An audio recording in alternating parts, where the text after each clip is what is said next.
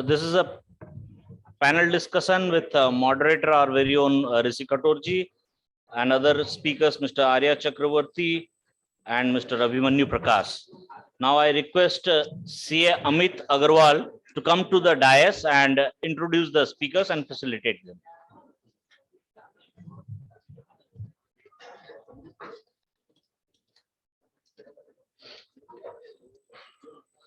Thank you, Rajji. It is my opportunity to introduce speaker in this session of Startup to Capital Market Wealth Multiplier. First speaker, Sri Arya Chakravarti. Arya is a startup ecosystem manager at Microsoft and partners with high growth scaled startup on their journey around tech innovation and go-to-market strategies.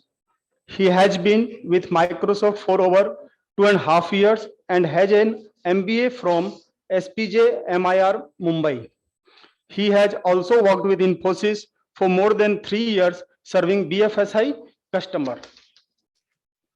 Now I request CA Rupesh Agrawal to present a flower bouquet to Sri Arya Chakravarti.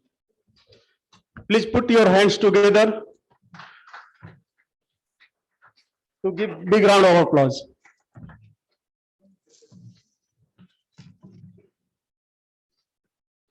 Now, second speaker is Abhimanyu Prakash.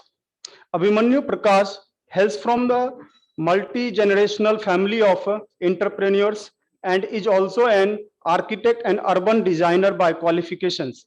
He graduated from Columbia University, New York, and has studied across Asia and Africa on several aspects of city building and transportation system. Now he leads AL Circle, a startup housed within his family's 120-year-old legacy business. He has developed a passion for aluminium owing to his interest in sustainability and all things green. His vision for AL Circle is to bring the millions of small and mid-sector aluminium ecosystem player on a single digital platform. I request Binit Agrawal to present a flower bouquet to Abhimanyu Prakash.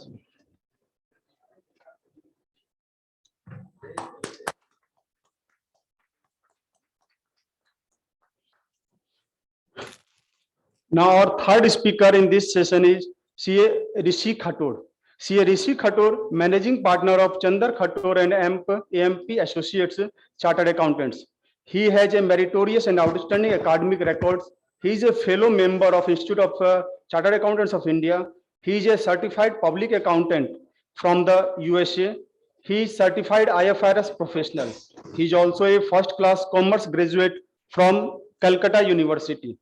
Mr. Khator has been contributing to the development of profession as a speaker, author, and decision making in various professional forums. In his individual capacity, he has served various committees of ICI, currently a special invitee in Committee for Capital Market and Investor Protection and a startup subcommittee of EIRC. He has also been the president of ACAE. He is also a member of various social welfare organizations. Mr. Khator has written and published a book by the name of Right Now, which discusses personal financial literacy. His organization is also a publisher of regular monthly newsletter on startup.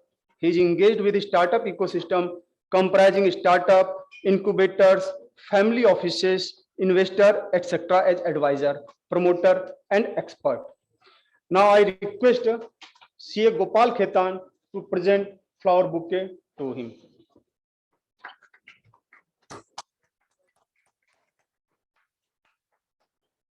Now I request Raj Singhania to proceed first. Well, nothing much. Now, without wasting time, Rahul, please initiate the session. Thank you, Rajbhaiya. Am I audible clearly? I hope I'm audible. Yeah. Welcome everyone. I also thank at the beginning all the panelists for taking time out and joining us today for sharing their knowledge. So their profile has been read out briefly. So Arya is very closely associated with the Indian startup market or scenario, and he's representing a global giant. So we'll be able to gain perspectives from him as to how a global giant views Indian startup ecosystem and how it's performing from the eyes of an external investor or a overseas investor. Abhimanyu is very closely involved in his own startup, and he's taking forward a legacy of a 120-year-old established business. So that's a very interesting position to have, that you are heading a startup, but your sort of your upbringing has been in a business house. So, or a family which is very, very entrepreneurial. So that is something which we all want to understand. And Rishi ji, of course, Bhaiya needs no introduction. He is very near and dear to us. We all have been receiving updates from him on a very regular basis. In fact, it's because of him that we are now more than Modi ji. I think we should give.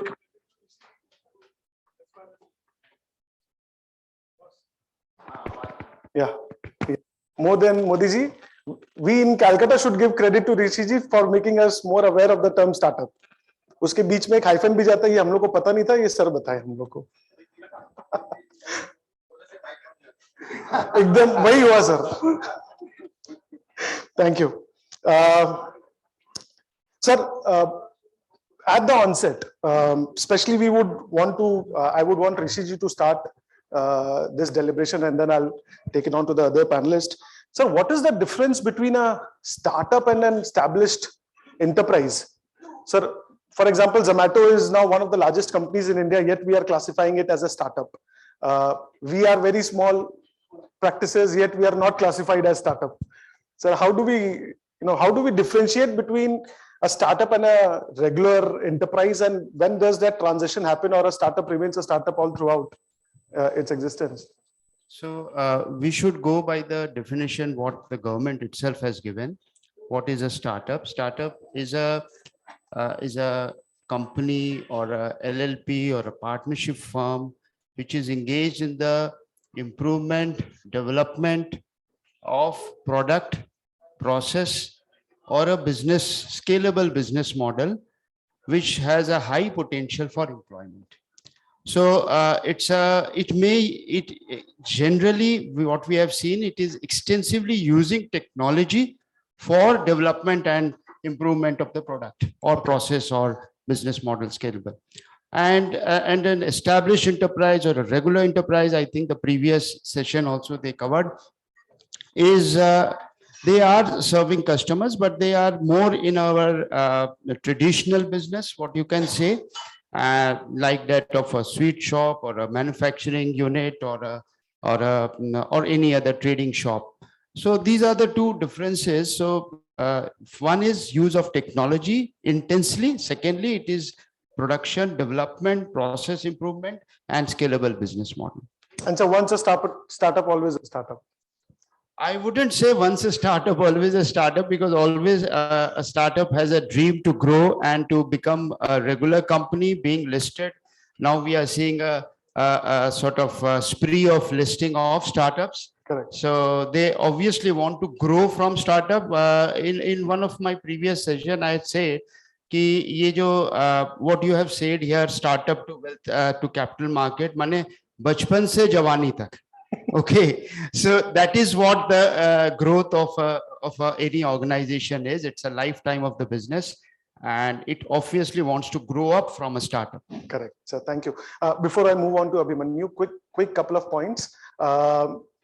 Please don't think that I'm being rude and I'm checking my phone while the speaker is speaking. I've got my notes here, and that's what I'm referring to. So please don't think otherwise.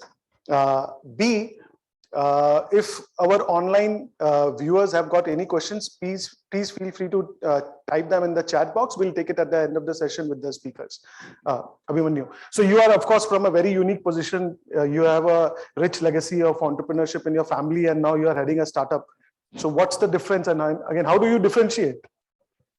So I'll start by saying people in a legacy business, they inherit businesses. I inherited a startup because it was started by my father, Okay. and I'm responsible for scaling it up. So I think the definition that Rishi just mentioned is a great way to differentiate. For us, what was important is We have been servicing the aluminium industry in India for the last 4 decades from our brick and mortar traditional business. When technology started to take over the world and India over the last 10 years, we realized that there might be a time we might become redundant. Correct.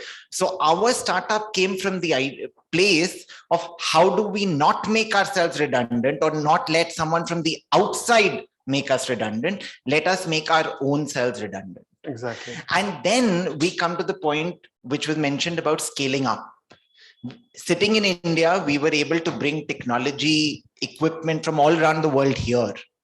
But with this startup, through using technology, we are now able to service the entire world. Yeah. And the global aluminium industry, which is already a $1 trillion economy, it is a single metal where the applications are growing every single day. The potential for us was immense. So being limited to a physical model, which has its limitations, you are not able to scale up at the pace that you can when you look at a startup, when you start leveraging data and technology. And that is what we're doing now. Changing the game of how the entire global aluminium industry can interact with each other. I think the pandemic has only reassured us of the need for something like this, because the whole world could not be physically Connected to each room other. anymore. Yeah. So that's, I think, where we stand. So Mukesh Ambani had a couple of years back said a very interesting statement that data is the new oil. Now, half of us could not understand, including me. I did not understand. I did not know whether there was a petrol pump where I can go and fill up my data. And I think you have said that you were able to leverage the data that you were able to generate using technology, and now you are making adding value to your business. So maybe we'll have a little bit more discussion about this term. Data is new age petrol. So what is that? So what does that mean? So we will discuss that point and in a little bit more details. Arya, so how are you looking at startups, and what do you consider as a startup? And of course, share your personal views, but of course, what's the ethos of your company as well? Hey, thanks. Firstly, thanks for having me here today. And it's a great question, right? I think everybody needs to define what a startup is in their scope of engagement, right? And for me, in addition to whatever Rishi said, I think the time is a important factor, because when an organization grows or starts off, at that point of time, you're putting in place all the different components of the business. Revenue wise, you might grow to a certain extent, not grow beyond that, either by desire, design, or market conditions, right? But the time is important, because that is the formative stage of your organization. And what we generally consider as startups would be somewhere in the companies in the last 7 to 10 years who are still putting it together, is what the general definition that I have seen in circles, in the industry circles. So if I have a 20-year-old company, I want to take advantage of Startup India, I can do it. Yeah, I mean, the traditional programs would not ideally want, will focus at that segment. So then I'll have to follow something what Abhimanyu did, was that I'll have to sort of think about what sort of disruption I can bring in my industry and maybe start doing that. And then I can be classified as a startup. Probably, yes. That's a better way to put it. Perfect. Thank you. There was one particular concern as well raised, which was a question which was raised, which was sort of a concern for a lot of people, for us, that what sort of disruption. So when we talk of the word disruption, what does that mean? Disruption obviously leads to a lot of chaos, but it also leads to a lot of opportunities. Classic example being IT. So I think, if I'm not wrong, one of the stories that I've heard was that the first computer in India was actually came to Calcutta, but it was never opened or unpacked because of the protest that it will lead to job losses. Now IT is one of the biggest employers in India, not just West Bengal. So if again, I'll start from you, Arya, this time. How do we embrace this disruption? Explain the term disruption to us, because I don't know what is disruption. Aake tod phod kar dega ki kya karega boss? And secondly, how does it lead to chaos and opportunities as well? And So us chartered accountants, we have been working in a very traditional environment. So how do we embrace the change and how do we go about doing it? So that's something which is very important. So there's a lot of questions. In Yes. that, but I'll take it one by one, right? So, I think in terms of disruption, what essentially means is that how you are doing business right now, any business and any change to it, small or big, is a disruption, right? And as the previous panelist said, disruption will happen because the world around us is changing, right? The way disruptions are primarily driven, in my view, by two things or three things. First would be government policies, which as new governments come in different countries, states, it'll change. Second would be technology, because technology innovation, there are billions of dollars being spent around the world on research and development. As new technologies come to the fore, people will push that technology, right? And that will bring about disruption. So it's about understanding, what that disruption might be. And it's not really rocket science if you are able to, keep in touch with what is happening in the market, do a little bit of reading, you will know that how it is changing. For example, the world of construction is changing very, very rapidly. Not yet in India, but outside, the world of construction is changing, where construction is becoming like a service, right? Where, if you need to get a particular, not construction, any kind of manufacturing where you need to make something, you don't need to own a factory. You have people, doing it, outsourcing it, right? Outsourcing has always existed.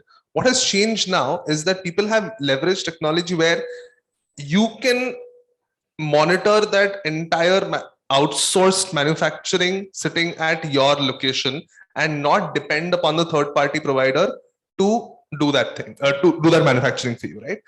Now that's a very small change, right? It's just that earlier you would just give a contract to somebody and pray and hope that it comes on time. Now you have the power to control it. Now what happens is that the power equation shifts a little bit. Correct. So this is how the dynamics change, and it's never a drastic change in one go. Absolutely. Over a time, it'll obviously become a drastic change.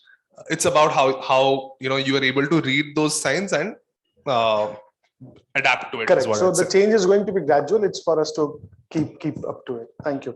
I think when you said one of those important things, that change is never, regular, and most of things are now outsourced. So world's largest taxi fetching company does not own even a single car. World's largest hotel booking service does not own any hotel. The fun part is the world's largest hotel chain probably owns very little hotels. Very little property themselves. Correct. Rishi Bhaiya, your take on this?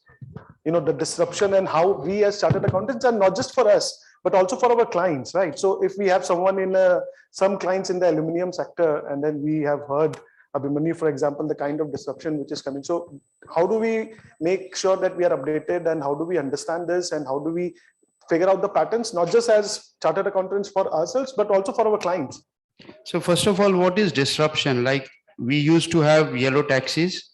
We still have yellow taxis, but a lot of problem in fetching and taking a ride in that. Now we have Uber and Ola, where with the click of a button, you can have at your doorstep, and you don't have to plead to the taxi driver to please take me there and whatever is the rate, or negotiate the rate.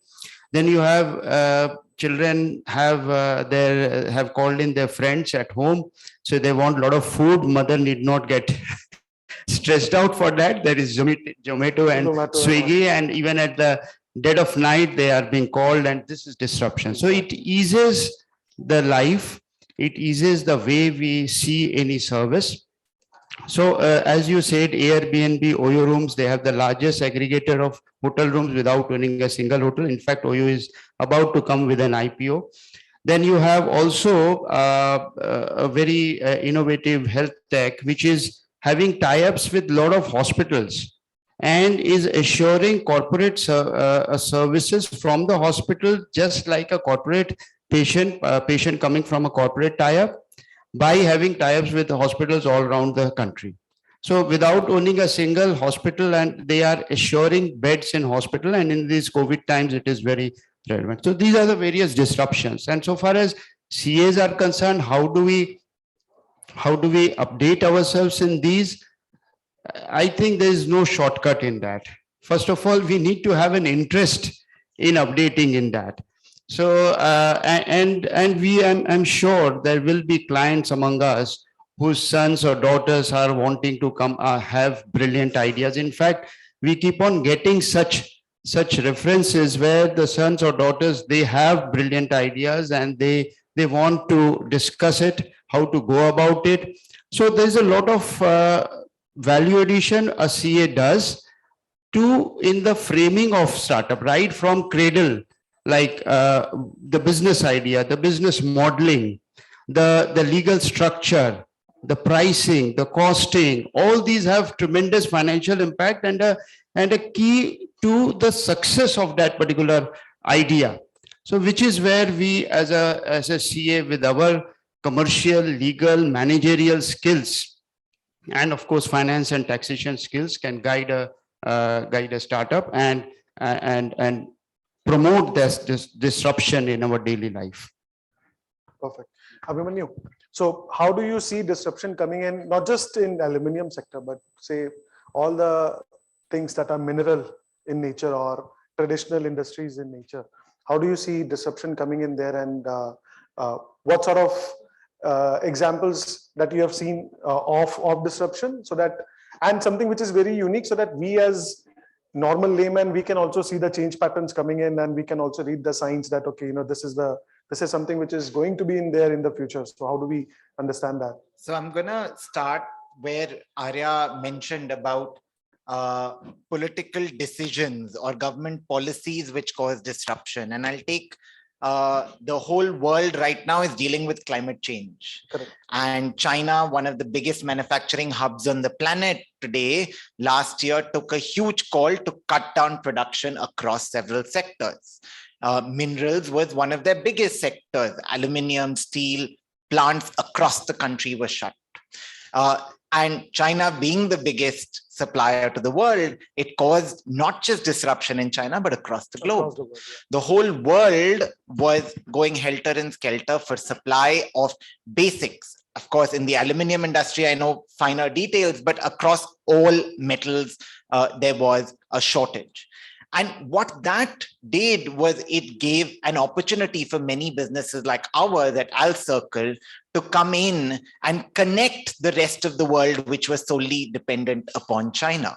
There were so many smaller or medium sector players who got this chance to leverage technology platforms like AlCircle and be visible to someone around the world. There were value-added services and other things which all now came on a platter, you know, shipping, finance, logistics, all of that came on a platter through these technology platforms available to people so that they could work with a new supplier from anywhere. So I think that is one of the simplest things to explain the kind of disruption that is happening and the opportunities it is creating across the metallurgical equipment manufacturing sector globally. The other piece is what Rishiji mentioned, which is about convenience of how a lot of things which we call disruption is actually just convenience. It's just about making things easy. And you know, one, we're talking about the role of chartered accountants towards startups. I'll share a different example. Our family chartered accountants who've been with us for 2 decades, they had investments in all the big listed aluminum companies like Hindalco, Vedanta, all of that. They actually tell us, oh, now we follow AlCircle news so that we know what our investments should be, what should we be doing, right? Wonderful. So there's also this synergy which can be created. It's, of course, the role of chartered accountants is tremendous, from incorporation to analysis to sustainability. I think sustainability is a very, very big piece where chartered accountants can play a role because they help ground businesses. You know, in the previous round, we were having these discussions where there was this mention, oh, coming from a traditional world, we can't do the kind of valuations for startups that is happening. But at the same time, having a chartered accountant on board helps you ground to the realities, to making sure you're not just burning money without anything far in sight. Correct. So that's a very important role that I feel CAs can play in creating disruptions or convenience, as we may like to call it. Yeah, I'll just add to this it. is your core area, sir.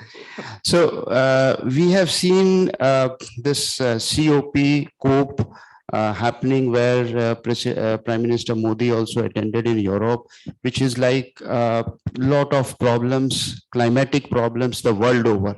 And there is a growing awareness that fossil fuels like coal, petrol, diesel, etc., crude should be used less and less. In fact, Germany has said by this particular year, they will be without coal.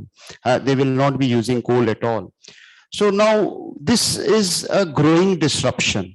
What is giving rise is the electrical vehicle market, which petrol and diesel vehicles will slowly get more and more competition from electrical vehicle market now, which is a startup sector presently. We have Ola Electric, which became unicorn, which is having a valuation of $1 billion within 2 days.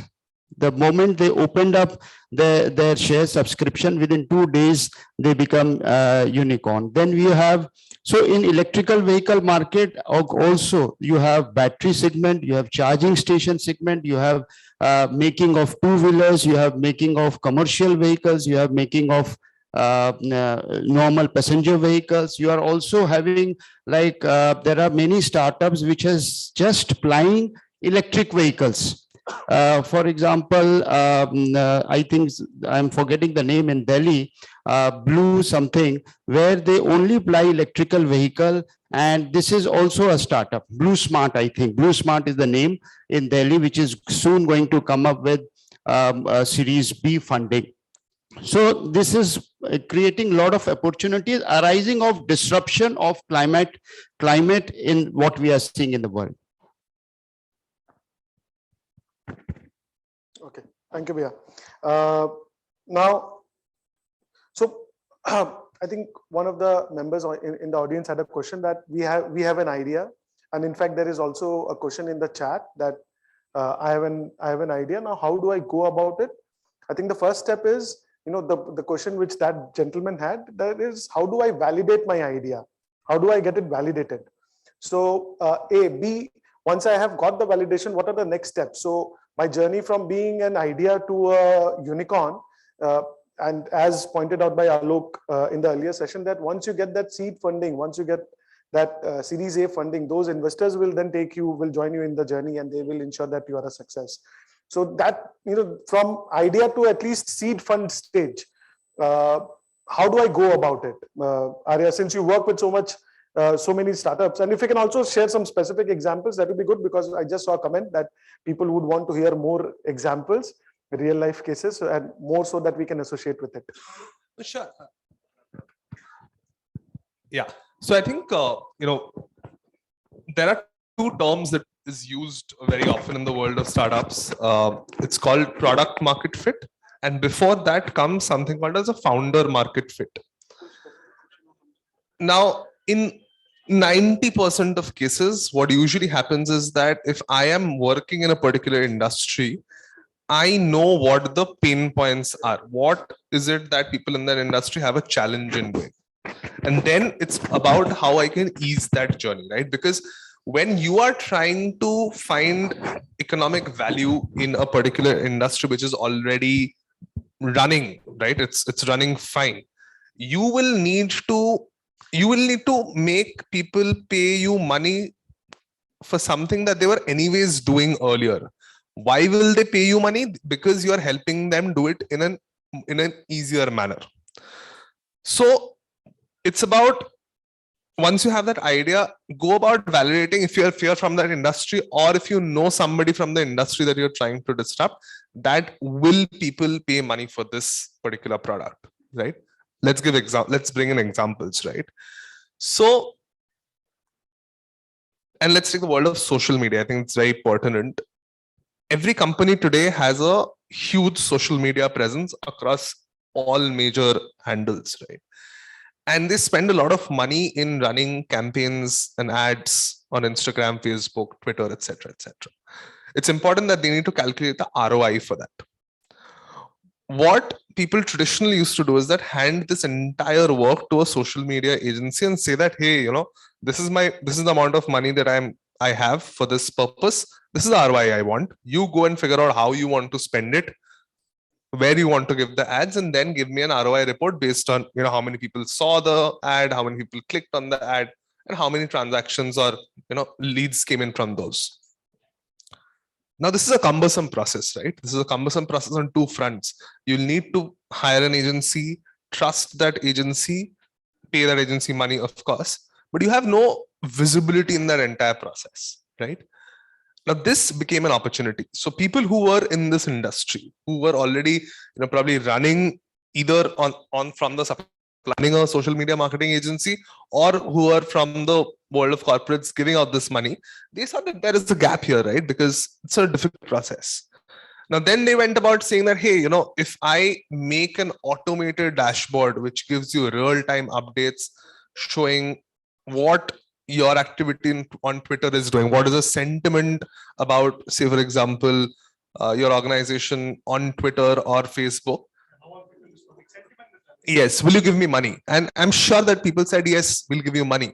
Today, it's one of the fastest growing sectors where every single organization, from a State Bank of India to a legacy business like I think LIC, are investing and giving jobs to these social media marketing, these social media analytics companies.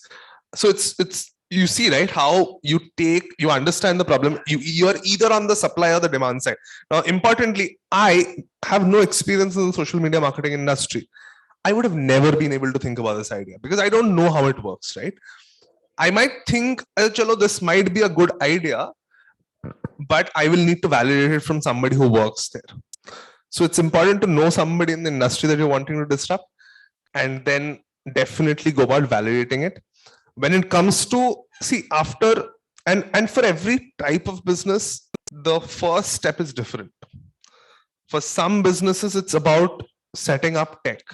For some businesses where you need a lot of R&D to go in, it's important to raise capital.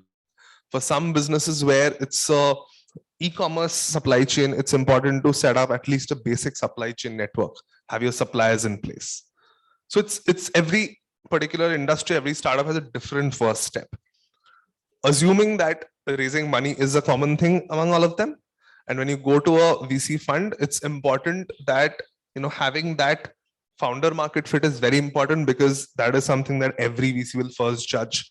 And second thing is a product market fit, right? Once you have a minimum viable product in place, a product is not a technology product only, it can be a banking product, it can be a financial product or a physical product. Once you have that in place, that is a second level of judging that is done. And if that is in place, you will be able to get money. Now, the point is, the reason why I ask everybody to do that first round of validation is because when you go to a VC firm, the VC firm knows the market so well that in 5 minutes they'll be able to validate whether your idea is right or wrong, or whether it'll work or not. So if you are going in without doing that due diligence, you might strike lucky. But if you, how will you depend upon luck with a pitch to a top level VC fund? You won't, right?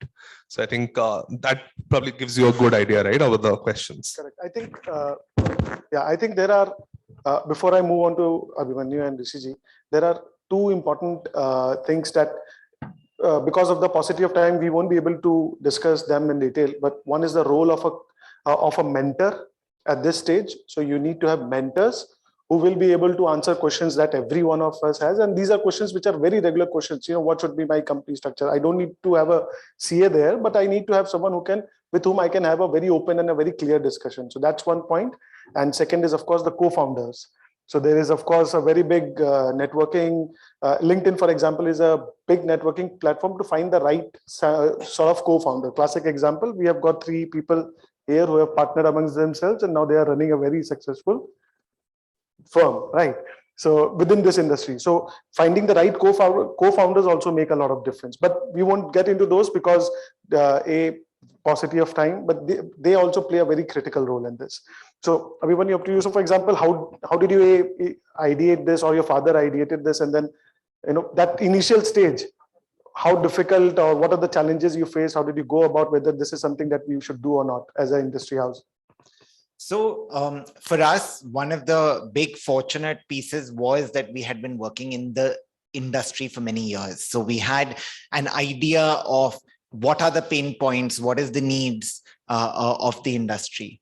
Of course, the end goal is what we're doing today, which is a platform and online marketplace for the aluminium industry to connect players from all around the world.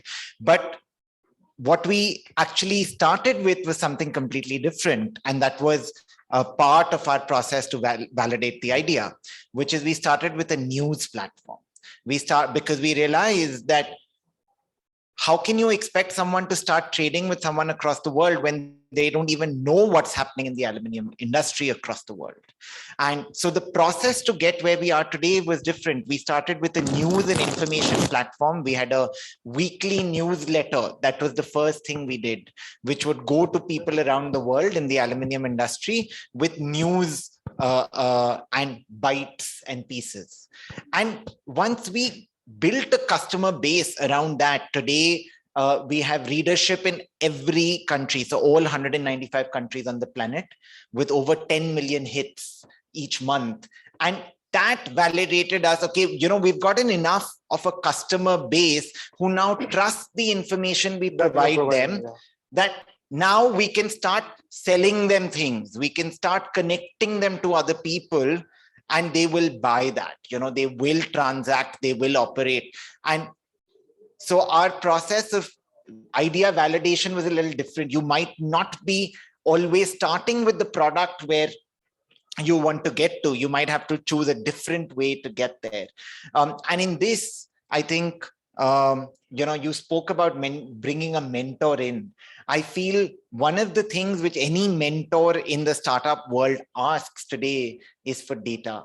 And that is something which any founder or co-founders need to work on, is get their data in place about the industry that they want to enter. Wonderful. So I think that's a great point that you made, that regular thought process ke saath you can't achieve outstanding results. You will achieve regular results, which may be good or bad. But if you are looking for creating disruptions, you will have to have a very open approach, a very flexible approach, and you must be open to ideas, and you must be able to consume new ideas. Rishiji, sir. Yeah, adding to what my co-panelists have said, and this newsletter which you were referring to, now this has both national and international readership, the one which many of us here receives. So, and we have found inquiries from outside India who want to come to India with an investment. So we are representing few of the fund houses, we are representing few of the family offices of industrialists who want to invest. And the courtesy, adding to what he has said, is the newsletter. Correct. So that is first, we need to create awareness. Once the awareness is created, the interest is generated. Interest is generated, then they look for where to serve that interest. Absolutely. And the one which is on the top of the table, they at the top of the mind recall, they go for that. Now, coming to the idea to what I said, cradle to beyond. So if I want to put up the write down the steps, first of all, we must understand that hard work works harder than luck. So there is no substitute for hard work. So suppose we keep on getting people who are having an idea. So what do we do? First of all, if an idea relates to fintech, if an idea relates to edtech education, or health tech health, so you need to have in your team someone who is a domain expert. Next, if it is a tech intensive idea, then you need to have in a team a technology person. So there is an age-old saying, if you want to go fast, go alone. If you want to go long, take people along with you. So if you want to really grow long and become actually a unicorn, then you have to have a team. So teamwork is most important, and teamwork means technology, if it is tech incentive, domain expert, and you yourself. You may be a domain expert yourself. And also if you have a finance expert along with that in the team, because finance and legal expert, that really makes sense. So once you have an idea, you have a team, then in startup parlance, what we say is, what is the pain point you are solving? Which are the customers you are receiving? What is the pain point that you are solving? What is the pain which the customers are having? For example, in Yellow Taxi, we are having a pain that we have to call, we have to plead, we have to bargain, and then get a taxi for a ride. So now the we have pain to- point is that. So now the pain has been transferred to Uber. Now we have to call a bhaiya aaja, destination puchega. Only that we can't negotiate anymore. Yes, and also from because your destination is already given in the map. Correct. So they don't have to ask you where to come or where to go. So that is a pain point, They right? ask always where to go. That is again a disruption within the disruption. Disruption. Okay, what you can say is our mentality that they start canceling and all this. So that is a disruption within a disruption. The pain point was that to fetch a taxi and to go at a certain rate which you already know, and you are going in a time bound way. That is the pain point which is getting solved. Absolutely. Second is in startup balance, you say that what is the cash burn that you will be having? Like, what is the amount you will require to actually establish that idea as a proof of concept? Proof of concept is very important. That suppose you have, like say, for example, I want to have a startup on EdTech, which is say lecture notes. I want my students to come and to my website and refer to the notes given by very renowned professors and all. So this proof of concept you have to make by actually doing a pilot study. Pilot study means pilot actually working, creating a tech platform, having your own, having your known students actually access it, face difficulties and tell you. So once the proof of concept is established, then you actually start looking for more funds. Till the proof of concept, you should be having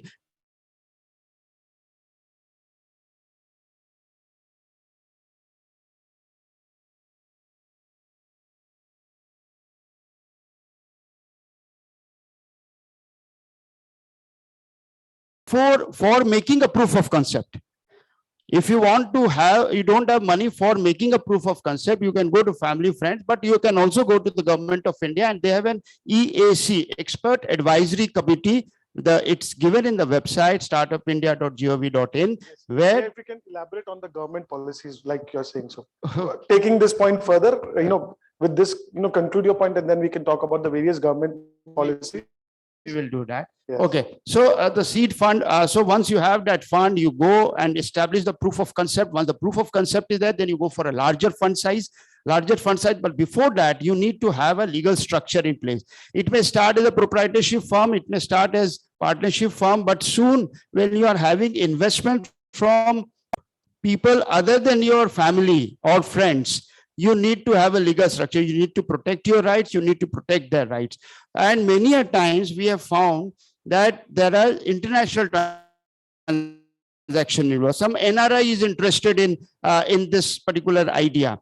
And inevitably, unless the startup is guided properly, we have found so many startups coming to us who are not being guided properly in FEMA.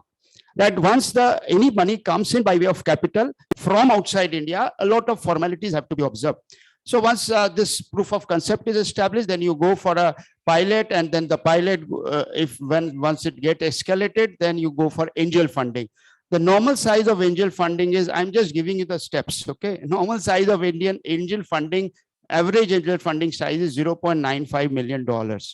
And that is say around you can say 7 or 6.5 to 7 crore.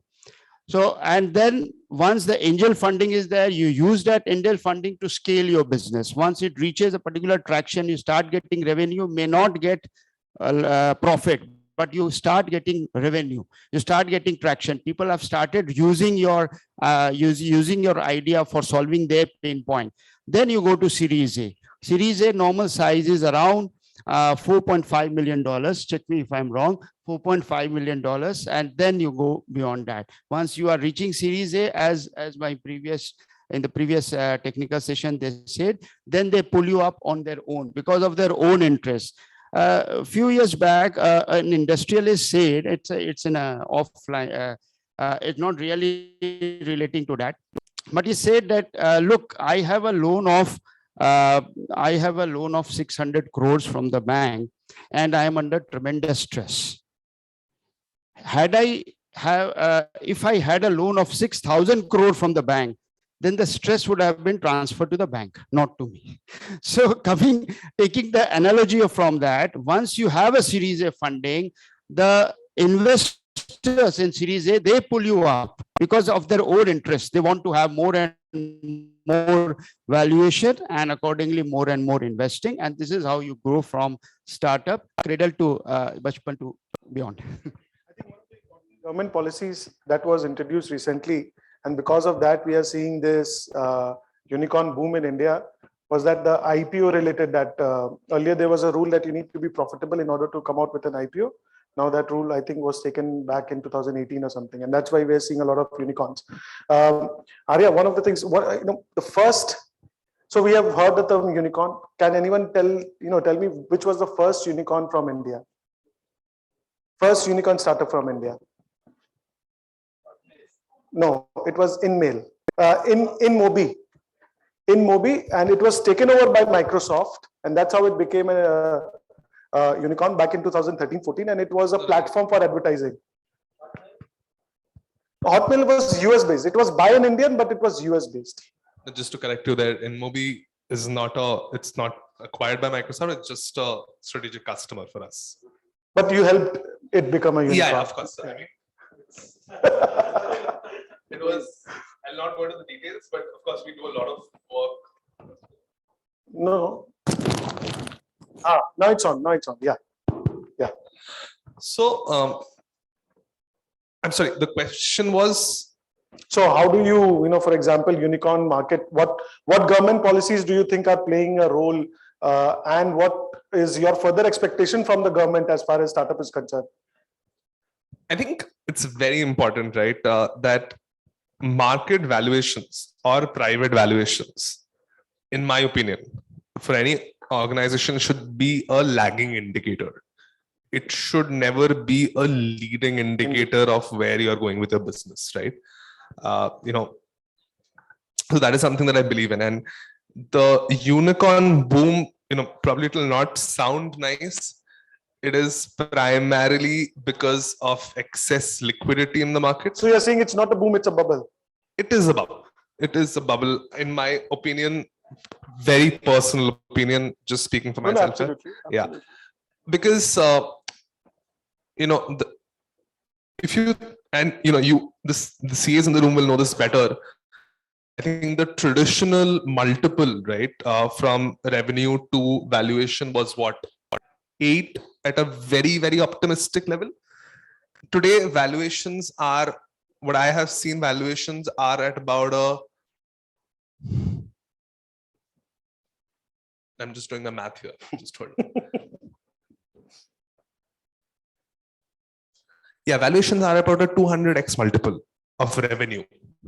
200x multiple. Yeah, and that is, which are the conservative valuations you see in the market. Do we have parallels in any other industry like this? No, absolutely not. And You that's should. why- There's a public report by this organization called Your Story, publicly available. You should probably go and read it. Yeah. And it mentions whatever I'm saying. It is publicly available, and those valuations are not sustainable, in my opinion.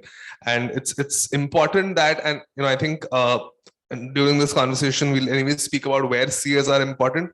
It is very important that CAs engage with these startups, because just because a startup is valued at $1 billion does not mean that they have all the processes in place, they have their finances in place. If tomorrow I go to a startup, let's say Rahul, you start a startup, and I say, Rahul, I like your MVP. I will invest $200 million in your startup. I'm ready. And I want 20% equity. Immediately, by me saying that, your startup is a unicorn. Is now a unicorn. Correct. Right? Correct. So it is the unicorn status is dependent on 5 people. Correct. So it's important to remember that when we think about the boom, when we think about, so many unicorns around, Wonderful. because it's always a lagging. That's a indicator. very, very pertinent point, that 5 people actually sitting in a room decide whether you're a unicorn or not. Abhimanyu, any demands, any expectations or wish list from the government as far as policy of supporting startups is concerned? I'm going to talk of a different aspect to what Rishiji mentioned. He was talking about investments and capital towards it. I feel it's about creating the environment for startups. Without taking names, but educational institutions are important to foster a startup culture. Correct. IT infrastructure is important for startup culture. Power, railway, airport connectivity is important for startup culture. Absolutely. And those are the pieces which are very important to create more startup hubs in India than just a Gurgaon, Bangalore and Pune. And many cities have that potential. Many states have that potential. It is the overall environment and infrastructure that needs to be created, because otherwise, being a startup housed in Calcutta, one of my greatest struggles is top talent. And top talent is a challenge because the environment does not exist as much in Bengal. So I think it's creating the environment for startups to start, grow and sustain. Cool. Thank you. I think we are running out of time. I'm being pressed by the organizers. Give me another 5 minutes.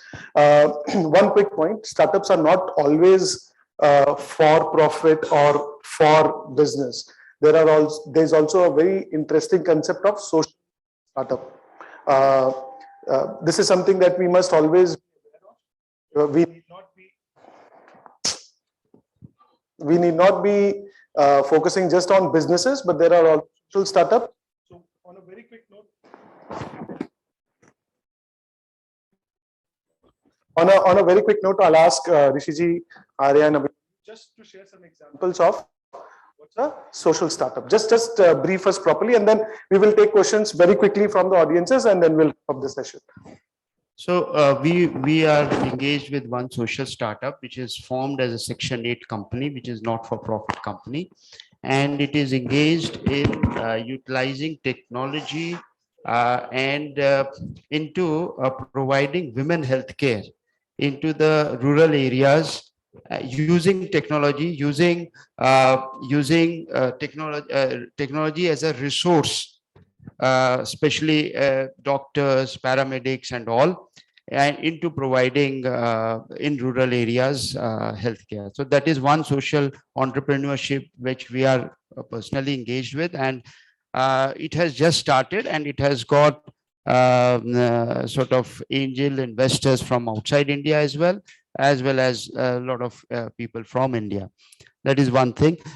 Just before I hand it over, there is one, I think we missed out on government and government. Do you want to cover? Yes. We can. Sir, if you can cover in 5 minutes, that will be very good. Okay. So is it possible to cover in 5 minutes, or we can then skip it? We can say A to Z, or we can say A, B, C, D up to Z. So what do you want? But I think for the benefit of the people here, it is important that what is the government's idea and what government should do. From practical insight, I'm saying that government has done a lot because it has got people who are in the startup ecosystem. They know that government is doing a lot. There is a startup annual awards under various sectors, agri-tech, health tech, fintech and all, which Government of India is doing. Government of India has also instituted a lot of Atal Innovation Mission. Correct. And adding to what he has said, there are in 36 states, there are presently 59,000 something startups which are registered with DIPP and spread all over 36 states of India. So the startup culture has now pretty much spread out across India, pan India, what do we say? Now, another thing is that which our organization has represented through chambers and all, which is a SPAC. SPAC is Special Purpose Acquisition Company, which is not allowed in India presently, but it is very much in vogue in US, UK, US and Europe. And one of the Indian companies, which is Renew Power, has just got itself listed in NASDAQ through SPAC. And it is now having around $4.8 billion market capitalization. So SPAC is something which government should do. Had he permitted more time, I would have explained what is SPAC. So I'm just giving food for thought to all of you. It is available in the Google.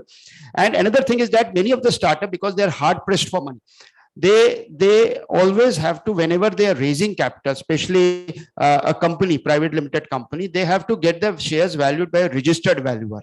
Now, this registered valuer is a costly affair for many of them. Now, this government should also consider that below a certain prescribed amount, there need not be a registered valuer certificate required for raising capital. This is a practical aspect which many startups are facing, and we are raising it through chambers to the government. So these are the two things I feel SPAC and registered valuer below a certain limit, government should do away with. There are so many other things. 80 ISC benefit, one more thing, which is 3 consecutive years out of 10 years, I can take tax exemption. Yeah. But just understand, out of 59,000 something startup, 59,328 startups, only 300 to 350 startups have got this exemption. So less than 1%. So actually, there are so many benefits attached to 80 ISC registered startups, but only less than 1% are actually availing these benefits under income tax, under Companies Act, which is ESOP, under Section 79 of the Income Tax Act. So many benefits are attached, but very, very less people are actually, startups are able to avail these benefits. So this is also my appeal through this forum to the government, that they should broaden their heart and give away more to the startups for the benefit of growing this startup culture in country. Thank you. Thank you. Sadly, we are not going to go ahead with questions. Sir, time pura ho gaya. Man nahi bhara. We request you to please give us some more time at some alternate date, and we would like to have this session via online media, which will be convenient for everyone. Us din, sir, we will schedule 2 hours non-stop discussion with you, with all 3 of the personalities. So thank you, sirs, very much. And I request CA Raj Singhania to please take this forward. I'm very sorry, because of the paucity of time, we have got another session. We need to take a break for lunch, and then another session starts at 2 p.m.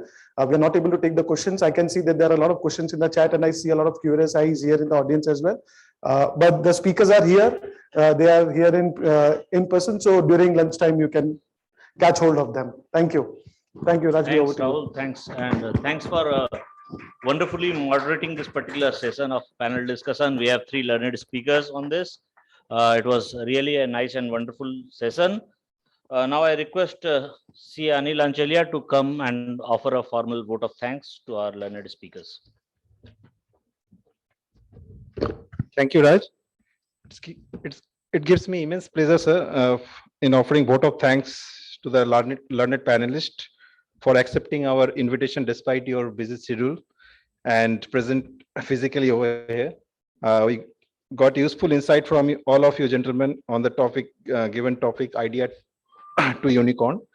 We have also explained how CAs can play a pivotal role in the entire startup ecosystem and in the era of disruption. We have also present your ifs and buts on startup. Thank you, gentlemen.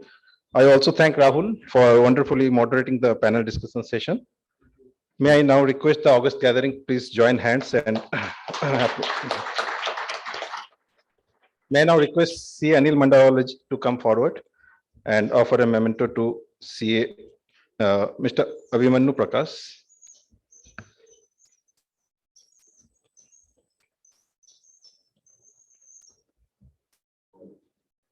Pradeep ji.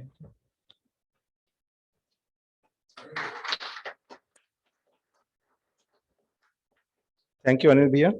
May I now request CA Pradeep Jain, our past president, to come forward and offer a memento to Mr. Arya Chakravarti.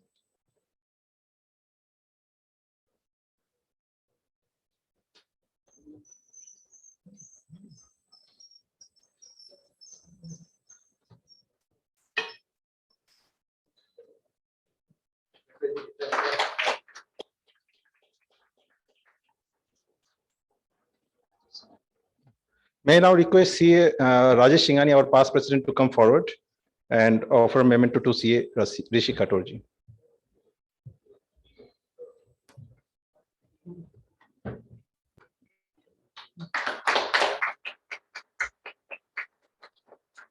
Thank you, Rajesh ji.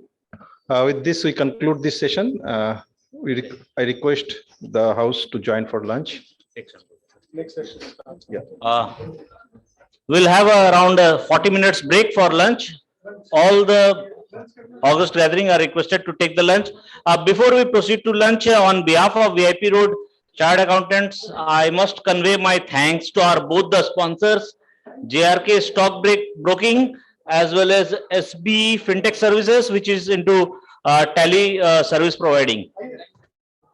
And those who are attending this seminar through on virtual mode are requested to join again at sharp at 2:05 p.m. 2:05 p.m. will be starting for the next technical session. Thank you.